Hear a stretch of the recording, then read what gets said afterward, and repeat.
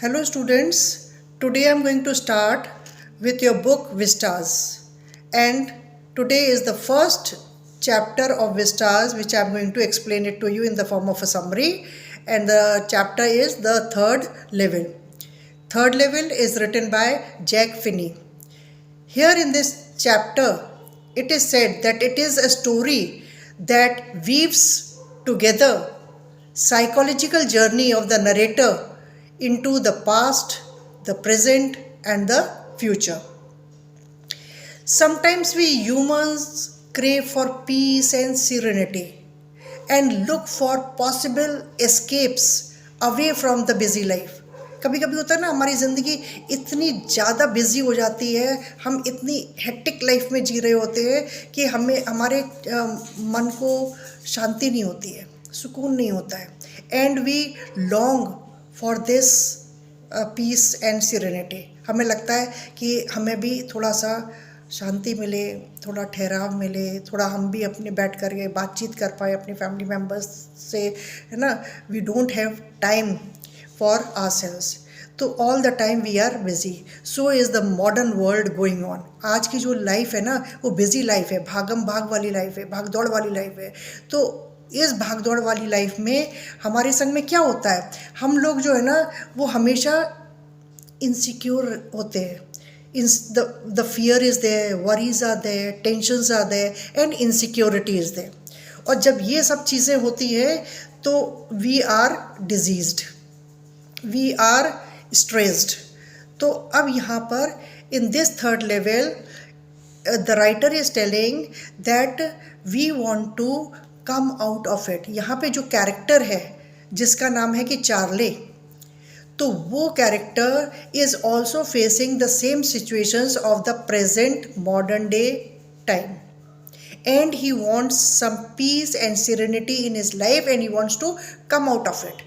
वो इस चीज़ से बाहर निकलना चाहता है.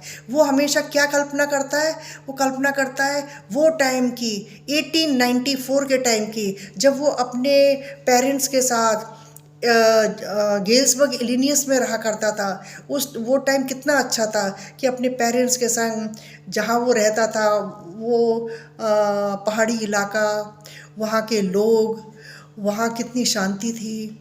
तब उस टाइम पे लोगों के पास में इतना ज़्यादा बिज़ी शेड्यूल नहीं हुआ करता था. वो लोग क्या थे कि आपस में बैठ कर के संग में चाय पीते थे. इवनिंग के टाइम पे people use to sit in the lawn, है ना, और male members use to read the newspaper. घर की जो औरतें होती थी वो बैठ कर के पंखा चला करती थी.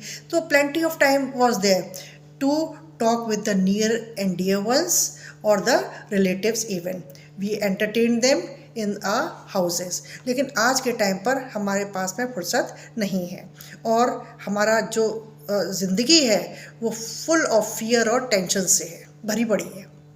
तो यहाँ जो चार्ले है, Charley is 31 years old and is working. He is staying with his wife. इसकी वाइफ का नाम लुइसा है. Both of them are living together, and because Charley is working somewhere. तो आज क्या हुआ कि डेली की तरह से he went on his work, but शाम के टाइम पर जैसे कि छुट्टी होती थी, he used to come back to his house. आज उसको समय का अंदाज़ा नहीं रहा, because the load of work was there and he kept doing it. वहाँ पर the office hours were over, but still he was doing the overtime, और वो अपने काम में लगा हुआ था. जब उसका काम फिनिश हुआ, उसने घड़ी की तरफ देखा तो उसको मालूम पड़ा, अरे ये तो बहुत देर हो गई, पूरा ऑफिस खाली हो चुका है. And now he was full of tension to reach the home as soon as possible. क्यों, अब रात होने चली थी और अब उसको लग रहा था अभी तक तो मेरे को घर पहुंच जाना चाहिए था, and I am still there in the office. So now instead of taking a bus or a taxi or something like that and going by the road, he thought of taking a train. है ना, सब urban trains जो चलती थी, उसने सोचा कि मैं क्यों ना रेलवे स्टेशन जा कर के और वहाँ से ट्रेन पकड़ करके अपने घर पहुँच जाऊँ. So he wanted to move like that. Now this Charley who was 31 years old, he wanted to board a train. ठीक है। अब वो वहाँ जब ग्रैंड सेंट्रल स्टेशन पहुँचा, तो ग्रैंड सेंट्रल स्टेशन जैसा कि सबको मालूम है कि वहाँ पर केवल 2 ही लेवल्स हैं, only 2 levels are there on the Grand Central Station. Now, because Charlie was in tension and worry when he was moving about towards the Grand Central Station, तो वो अपने ही ख्यालों में खोया हुआ था, है ना, और वो इन चीज़ों से भाग रहा था, आज की प्रेजेंट लाइफ से भाग रहा था, उसको शांति चाहिए थी। तो वो when he was moving on the grand central station, he did not know that when he reach the third level, जबकि third level Grand central station पर था ही नहीं। थर्ड लेवल क्या था? It is his own imagination, a form of escapism from the present day world life. तो जब आदमी ना कहीं से भागने की कोशिश करता है ना, रिफ्यूज करने की कोशिश करता है, तो फिर वो क्या करता है, अपने ही धुन में, अपने ही ख्यालों में खो जाता है। तो यहाँ पे when he reached the grand central station, at that time he found that this grand central station was growing like a tree. अब वो वहाँ पे मूव कर रहा है, तो उसको एक के बाद एक कॉरिडोर्स मिल रहे हैं, वो सीढ़ियाँ चढ़ रहा है, फिर उतर रहा है, फिर दूसरे कॉरिडोर में move, the tunnels are over there. तो उसको ये ग्रैंड सेंट्रल स्टेशन ऐसे लग रहा था that it was growing like a tree and different branches were there which were coming out. ठीक है। तो अब वो क्योंकि अपने ख्यालों में खोया हुआ है, कौन से ख्यालों में? 1894 के टाइम के, वो टाइम जब उसने अपना गेल्सबर्ग इलिनियस में ये टाइम स्पेंड किया था, and that those days were very rich for him and he often wanted to go over there. लेकिन उसको आज की ज़िंदगी में वो टाइम ही नहीं मिल पा रहा था कि वो वहाँ पर जा पाए। अब जब वो यहाँ ग्रैंड सेंट्रल स्टेशन पे मूव कर रहा है, तो उसको यहाँ के सीन्स जितने हैं ना, बिकॉज ये by imagination he is lost in the past, वो पास्ट के बारे में सोच रहा है, गिल्सबर्ग के बारे में सोच रहा है, वहाँ की शांति के बारे में सोच रहा है, वहाँ की हैप्पीनेस और पीस की ट्रैंक्विलिटी के बारे में सोच रहा है। तो उसको वो आज की भागम भाग ज़िंदगी से क्या कर रहा है? भाग रहा है। आज की रियलिटी से क्या है? एस्केप कर रहा है। तो when he is in imagination in the past, dreaming of the past, dreaming of 1894, तो अब उसको यहाँ का जो जितना भी नज़ारा है ना, वो 1894 जैसा नज़र आ रहा है। उसने देखा जो 1894 के टाइम पर जो लोकोमोटिव हुआ करती थी, यानी कि ट्रेन्स होती थी जो पहले फनल शेप्ड हुआ करती थी और धुएं वाले कोयले वाली ट्रेन्स होती थी, वो आज उसको ना वहाँ पे लोकोमोटिव्स नज़र आ रही है ना। टिकट काउंटर्स जो हैं वो उस टाइप के नज़र आ रहे हैं। People who are moving on the station, वो उस टाइम के ड्रेस्ड अप नज़र आ रहे हैं। The man who were moving on the station, they were having the sideburns and the mustaches of the past, मतलब 1894 के टाइम की उसको नज़र आ रही है कि पहले क्या थी, लंबी लंबी कलमें रखी जाती थी। आदमी लोग जो थे ना, लंबी लंबी कलमें रखते थे, बड़ी बड़ी मूछें रखते थे, मुस्टैचेस रखते थे, तो वैसे लोग नज़र आ रहे हैं। द ड्रेसिंग सेंस, जो उन्होंने कपड़े पहन रखे हैं, वो भी उस टाइम के उसको दिखाई दे रहे हैं। साइड में जो स्पिटून्स है, ब्रास स्पिटून्स है, वो भी पुराने टाइम के नज़र आ रहे हैं, ब्रास के। आजकल कौन रखेगा? प्लास्टिक के डस्टबिन्स और ये सब रखे होते हैं आजकल इस पे स्टेशंस पे। पहले क्या होता था, ब्रास के रखे हुए करते थे स्पिटून्स। स्पिटून्स मतलब वेयर यू स्पिट, जहाँ आप स्पिट करते हैं, दोज आर द स्पिटून्स, तो दे वर ऑफ ब्रास। जो गैस लाइट्स, अब तो क्या इलेक्ट्रिसिटी इज़ देयर, पहले क्या होता था, ओपन गैस लाइट्स हुआ करती थी, तो ओपन गैस लाइट्स उसको नज़र आ रही थी फ्लिकर करती हुई, है ना।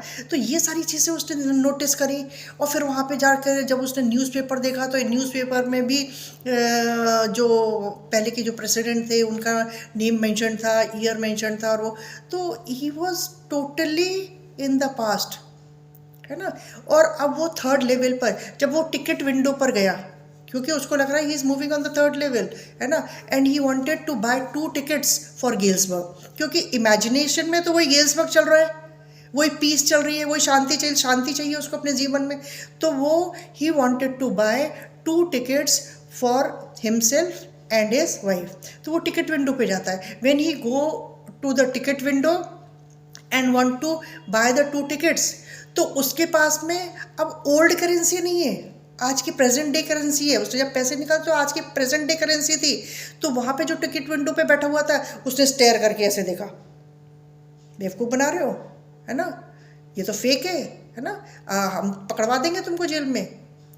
तो उसके डर से वो वहाँ से भागता है ना। और जब भागता है तब उसके बाद में उसकी ड्रीम जो है ना वो शैटर्ड होती है, वो he comes to his own senses. तब उसको मालूम पड़ता है कि नहीं मैं कहाँ हूँ। और फिर किसी तरह से वो बाद में घर पहुँचता है। जब घर पहुँचता है he relates all this to his wife. उसकी वाइफ एकदम से क्वेश्चन करती है, हाउ यू लेट, रोजाना तो टाइम से आते हो, है व्हाट हैपेंड। तो उसके बाद में now he started making excuses. अब वो उसको वाइफ को क्या बता रहा है कि that he was on the 3rd level of the grand central station. तो उसकी वाइफ कहती है पागल तो नहीं हो गया है, 3rd लेवल कहाँ है, there are only 2 levels on the grand central station. अगर हम मैप निकाल करके देखते हैं तो उसमें भी 2 ही लेवल मैंशनड है, ये 3rd लेवल कहाँ से आ गया। तो शी सेज कि no 3rd level is not there. तो कहता है कैसे नहीं है, मैं 2 टिकट्स लेने भी गया था लेकिन मेरे पास वो वाली करेंसी नहीं थी, but tomorrow I am going to buy 2 tickets. अब उसकी वाइफ को लगता है कि भैया मेरे तो हस्बैंड का दिमाग जो है कहीं फिर तो नहीं गया। So she was very much worried. तो अब वो क्या करती है, she took her husband to the psychiatrist. Psychiatrist कौन कौन है, सैम। सैम वेनर जो है ना वो चार्ले का फ्रेंड है and a psychologist friend of Charlie.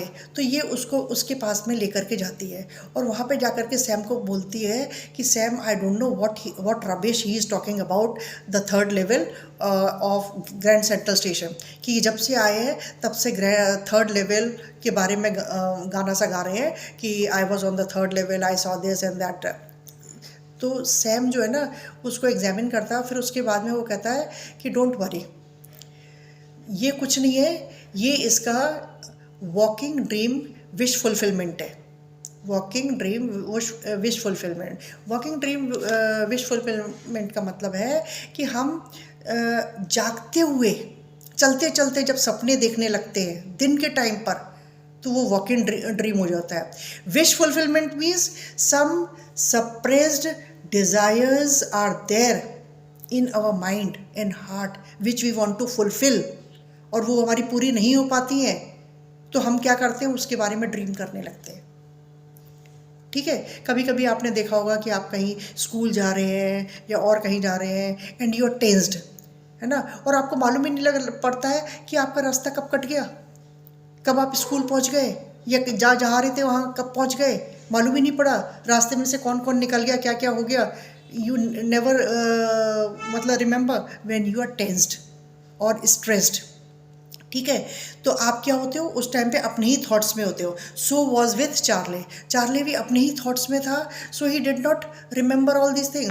तो इसीलिए डॉक्टर जो है, doctor Sam, he is saying to Louisa कि that there is nothing to worry, इसको थोड़ी सी रेस्ट की ज़रूरत है क्योंकि this is called walking dream wish fulfilment, और this is because of the insecurity, stress and worries, tensions of the present modern day life. आज के टाइम पर जो हमारी ज़िंदगी में ये स्ट्रेस फैक्टर चल रहा है ये उसी के बारे में है। उसी से जब आदमी एस्केप करना चाहता है तो ऑल दिस हैपेंस। क्लियर। अब ये है कि इसको थोड़े दिन तक ऑफिस मत जाने दो और he should spend time in his hobbies. जो भी इसकी हॉबी है उसमें इसको टाइम स्पेंड करने दो and tell him to take some rest in home only. अब लुइसा उसको घर में ले आई चार्ले को, एंड चार्ले से कहा कि तुम्हारा तो हॉबी जो तुम्हारी स्टैम्प कलेक्शन की थी, so take out your stamps and spend time in this only. ठीक है, अब चार्ले जो है अपना वो स्टैम्प कलेक्शन निकालता है। एक बड़ा सा पैकेट है, उसमें बहुत सारे स्टैम्प्स हैं which he had collected for so many years, है ना, उसमें पुराने पुराने स्टैम्प्स हैं। अच्छा, अब इन्हीं स्टैम्प्स को एक दिन वो लेकर के बैठा हुआ था। मन ही मन में तो उसको ये लग रहा था कि मैं अपनी वाइफ के सामने झूठा साबित हो गया, यानी कि I was not able to convince her that the 3rd level exists.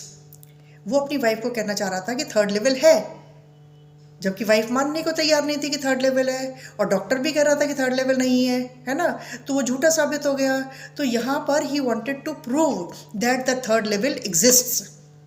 अब उसने क्या करा कि जब ये क्या नाम को उसकी वाइफ जो थी ना, जब अपने डेली रूटीन्स में लगी हुई है और वो सब है, तो एक दिन ये चुपके से बाहर निकल जाता है और बाहर जा कर के फिर जाता है ग्रैंड सेंट्रल स्टेशन। ठीक है, क्या करने के लिए? 2 टिकट खरीदने के लिए, अपनी और अपनी वाइफ के लिए, और ये दिखाने के लिए कि मैं खरीद करके लाऊंगा और बताऊंगा कि थर्ड लेवल पे गया था, थर्ड लेवल एग्जिस्ट। आज वो जब जाता है ना, तो third level was not there. ये अपनी बैंक में से सारे पैसे निकाल लेता है, विड्रॉ कर लेता है, उनको एक्सचेंज करता है in the currency of the past, 1894 के टाइम की करेंसी में वो कन्वर्ट करवाता है, और उसके बाद में उस करेंसी को लेकर के जाता है 2 टिकट्स खरीदने के लिए। लेकिन आज जब गया है, होशोहवास में गया है ना, और he is in his senses, और आज वो लॉस्ट नहीं है पास्ट में। When he reaches the grand central station, he is unable to find the third level. आज उसको थर्ड लेवल मिल ही नहीं रहा है, क्योंकि आज वो है, जब वो चल रहा है तो अपने होश में चल रहा है ना, he is not lost in the past. तो इसलिए उसको थर्ड लेवल मिला ही नहीं। थक हार करके वो घर आ गया, घर में आकर के फिर अपना स्टैम्प कलेक्शन लेकर के बैठ गया। अब इसी बीच में क्या होता है कि सैम गायब हो जाता है। सैम कौन है? वो डॉक्टर। डॉक्टर का प्रोफेशन क्या था? That he was a psychiatrist. और साइकेट्रिस्ट के पास में कौन आता है? Those who are mentally disturbed, है ना, जिनको मेंटल प्रॉब्लम है या कोई ऐसी है, मतलब related to the mind only, तो वो उनका treatment the psychiatrist do. Clear? तो यहाँ पर क्या था, साइकेट्रिस्ट भी रोजाना ऐसे पेशेंट देख करके इतना परेशान हो चुका था that he also wanted to escape from this modern world. उसने चार्ले से बहुत बार गेल्सबर्ग के बारे में सुन रखा था। जब भी चार्ले सैम के पास में जाता था, बैठता था उसके बाद पास में एज अ फ्रेंड, तो उसको अपने गेल्सबर्ग इलिनियस के बारे में बताया करता था कि अरे वो हमारा टाउन जो है, जब हम रहा करते थे वहाँ पर अपने पेरेंट्स के पास में, तो गेल्सबर्ग में कितना शांति वाला टाइम था, और कोई भागम वाली ज़िंदगी नहीं थी, सब सुकून में थे, खूब हंसते बोलते थे, plenty of time gossiping with the people and all. ठीक है, चारों तरफ हरियाली ही हरियाली, कोई भागम भाग वाली लाइफ नहीं। तो ये सब सुन करके ना, समवेयर और the other Sam also has a desire to go to that place. ठीक, आज क्या है, सैम गायब हो गया। Nobody knew where he has gone, कहाँ वो चला गया। लेकिन चार्ली जो है वो कहीं ना कहीं जान रहा है कि सैम कहीं नहीं गया होगा, सैम गेल्सबर्ग इलिनियस ही गया होगा। अब क्या होता है कि when he was having the stamps मतलब इन फ्रंट ऑफ हिम, उसने अपना पैकेट खोल रखा है ना स्टैम्प कलेक्शन, तो उसको उसमें फर्स्ट डे कवर मिलता है। What is first day cover? First day cover होता है कि जब कोई नया स्टैम्प इशू होता है ना, जारी किया जाता है, तो उस टाइम पर उस टिकट को द टिकट कलेक्टर्स परचेज करने के बाद में दे place it on the envelope. एक एनवलप लिया नया, उसके ऊपर वो टिकट लगा दिया। टिकट लगाने के बाद में उस पर अपना एड्रेस लिख दिया, और अपना एड्रेस लिखने के बाद में उस एनवलप के अंदर एक ब्लैंक स्लिप डाल दी। Instead of writing any letter, only a blank slip is placed inside. उसको बंद कर दिया, और बंद करके उसको पोस्ट कर दिया। अब वो क्या होगा, वो लेटर जो है ना, पोस्ट ऑफिस से स्टैंप लग करके और घूम करके तुम्हारे पास ही आ जाएगा। तो टिकट पे स्टैंप लग गया, है ना, तो उससे वो क्या हो गया, फर्स्ट डे कवर। यानी कि पहला टिकट जो जारी हुआ था वो घूम करके टिकट स्टैंप लग करके आपके पास में ही आ गया। तो that is a first day.